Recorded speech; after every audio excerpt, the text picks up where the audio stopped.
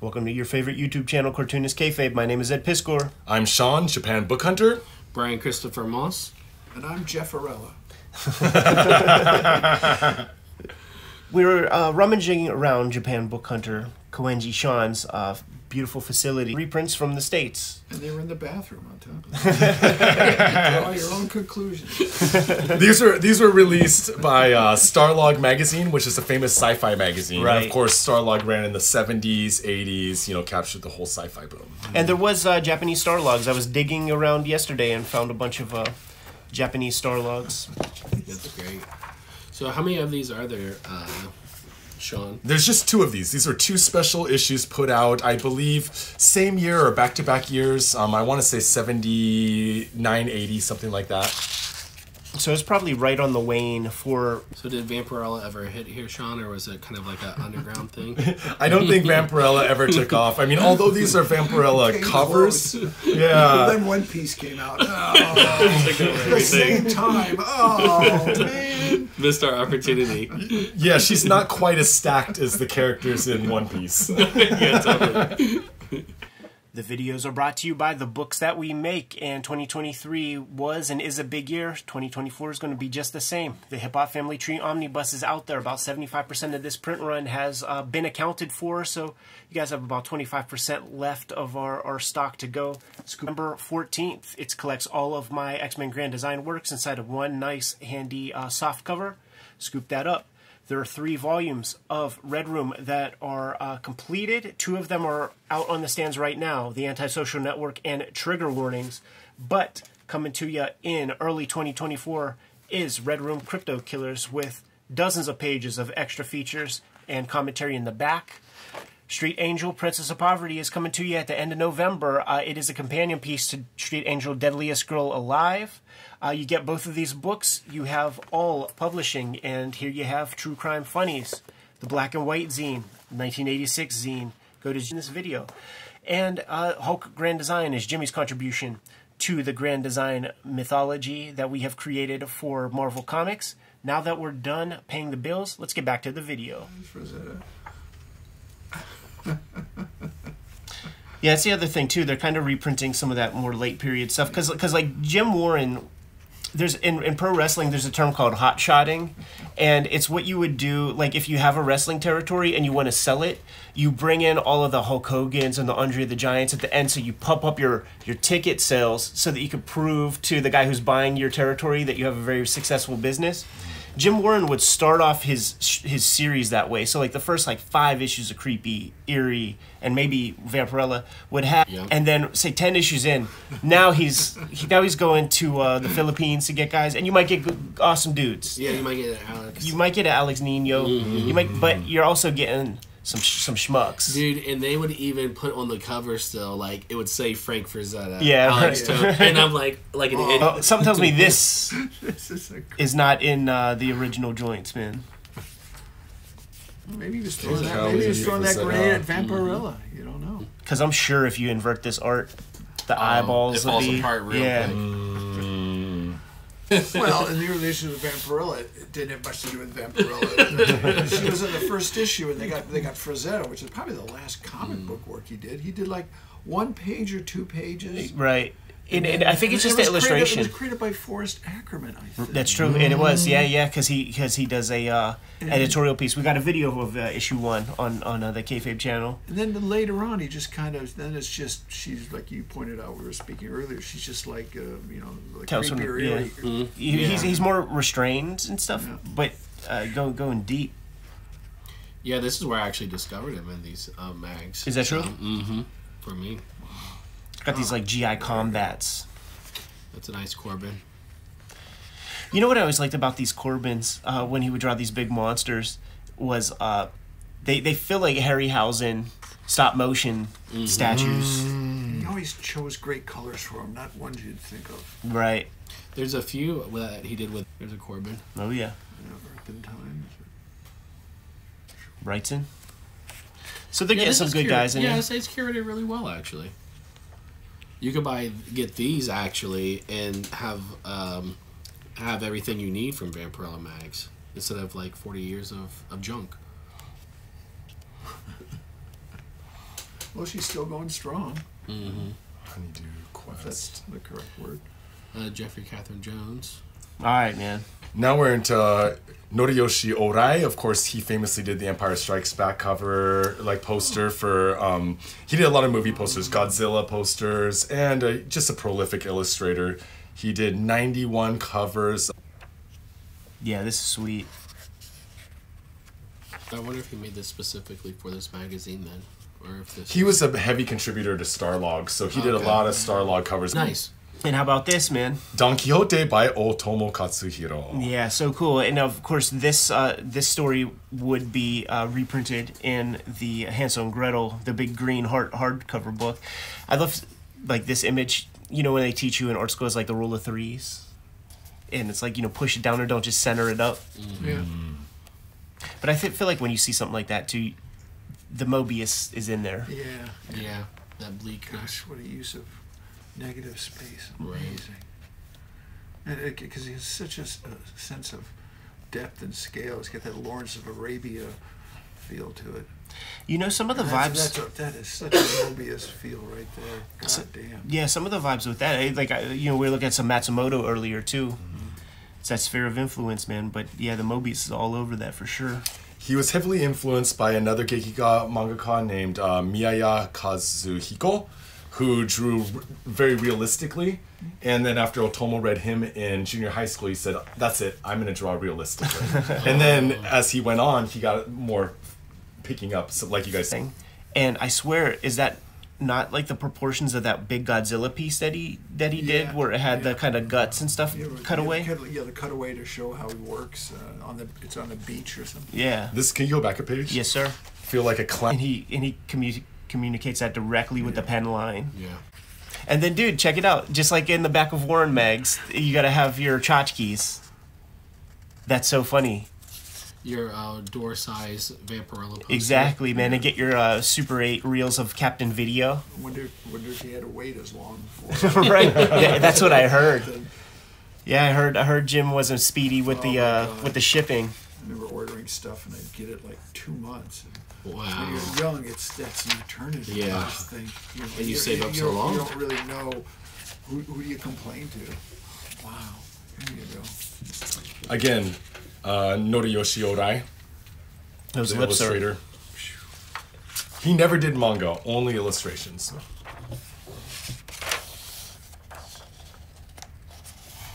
Those are Frazettas. Well, not the second one's not, but the first one is. And is this Wrightson? Yeah, that's what it's thinking. With that sky. When people could pull off that like windy The inking cloud. of that wreath, if that is a wreath. Mm-hmm, it is. Got a Corbin piece. Yep. I've never seen this one. I do wonder what the Japanese must think when they see some of this stuff, because like in America, Corbin is wild. Right. Comic that is all Richard Corbin. This piece is in there. Oh, okay. How old do you think Archie Goodwin was when he was writing this stuff, man? Like a teenager? I think not, because of their samples, and they said, "Oh no, he's back. He's back." Now let's let the new guy look at him, and that was Archie. I see. And the new guy that came in to try to sell his stuff to be put, in, just That's making him crazy. They're just like, crazy guy. A lot of Jose Gonzalez in this one. A lot of. Vampirella was all about arching backs. That she didn't really do much. That she's like, Yeah, just a twisted up that, chicks. Trying to stay loose and. Because that's what I get. But Vampirella, she just never seems to do anything. She always Right. will complain about, I want some blood, but I can't have any, and. Blah, blah, blah. Here's your Frazetta. Yep. Yeah, gosh. Phew. You like that, I think it was Magambo, that, the White Hunter stuff that John Ford did. And, gosh, I mean, the male is more bestial looking than the Yeah. I just look at these compositions, Oh. like in any of this. He's you gotta get a avoiding little it. piece of foot there. But he definitely submerges those feet in the foliage as much as possible. It's funny because there was an artist, Robert McGinnis. You've seen his stuff. Oh, yeah, of course. And that guy had a foot fetish, I think. Always, women were always, and they had very large feet and stuff. So it was like the anti-Frazetta. They both were great at women. Some Wally Wood. Yeah, now this, I remember getting this Wow. this comic as a kid, and I was amazed that they actually, when they're showing nipples, I remember hiding it because once again, I thought my mother would find out. I always wonder how they do this stuff. I guess it's probably ink wash with a photostat cam. Because I know you can set the dot screen kind of far away.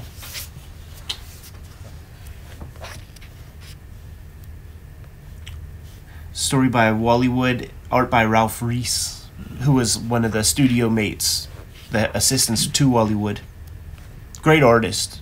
Never really got his due. He had an Eclipse little mini series called Reese's Pieces that collected a bunch of his works from the undergrounds. And Whatever stuff. happened to him? Yeah, that's a good question. Oh, and this is the big one, dude. Thrill Kill. Yeah. You know Thrill Kill, Nope. B. Moss? Nope. I bet this will never be like reprinted because it's about it's Clock Tower. Probably that Clock Tower shit happened 2 years, 5 years before this comic was made. But it's just some Peckerwood guy like going up on top of a building and just picking people off. Written by Jim Stenstrom. Yeah, And I think, for Neil Adams, it was one of the favorite stories he ever did. this is probably one of the best stories from Warren. I think, man, it's Yeah, by Nice. itself. Yeah. one of those portfolio ones. Yeah, this is great. Jim later was a character designer at Hanna-Barbera. I didn't know he drew. Yeah. I didn't either. I was very surprised, but he worked on the Dukes of Hazzard show. Iconic image right there. Terrifying. I'm curious to see what our Japanese brethren bring to the table. Rudy Nebreeze, man. That guy's still kicking. And the commissions he does at conventions. Oh, yeah? So elaborate. Such great drawings. All right, here we go. What the hell? Oh my The god. big bullet. So, I think I showed you that Japanese avant-garde manga and illustration book from the Yep. Gendai manga series, but pretty prolific during the 60s, 70s. Now we got like a shoujo yeah. It sort fits of though. vibe. Where they like Mystery romance. Yeah. or they considered the backgrounds for the magazine and stepped it up because it has some of that. same Right, it does have like foliage. some of that Neo 'cause see, energy in it. It changes there, And it goes to show that like they tried several times to kind of like get it to merge, but like the Japanese audience is just not going with Yeah. the material that we're bringing out there. And I don't think from the examples that we looked at the past couple episodes, I don't think that we put our best foot forward. Right. Yeah, it lacks that like attitude we have. You know what I mean? Like the punk rock aesthetic of like our American young minds. Well, you do, and people just didn't have access to the underground comics out here, so they thought that all comics were DC Marvel. Right. You know, I that's mean, all we that still they- have that problem in America, so Yeah. you. Little Neil Adams showing off. Super cool, man. What a little treat. Who knew that this even existed? Starlog magazines, special editions, Vampirella issues with a little bit of Japanese stuff mixed in there. Now, Sean, are these from your private collection? These two are from my private collection because they're a little beat up, and I keep the beat up stuff. I don't care about condition, but I got a couple on the shelf for sale, my friend. Tell the people what the website is. JapanBookHunter.com, Japan Book Hunter on all social media. Brian Moss, what do you have? Hit me up on Instagram and my Etsy. Got some comic books there: Desert Decay and Outer Heaven. Uncle Jeff. I'm working on another Shaolin Cowboy comic book and hope to have it out next year. YouTube channel with more than 1,500 videos in our filmography, and there's a good chance we talked about some of your favorite comics. I encourage you to hit the magnifying glass on the front page of the Kayfabe YouTube channel, search for your favorite titles, and check out those episodes. If by chance we did not talk about your favorite comics on the channel yet, you have to let us know. Do so in the comments. Let us know what those comics are, and we will push those comics a little bit higher on our to-read pile.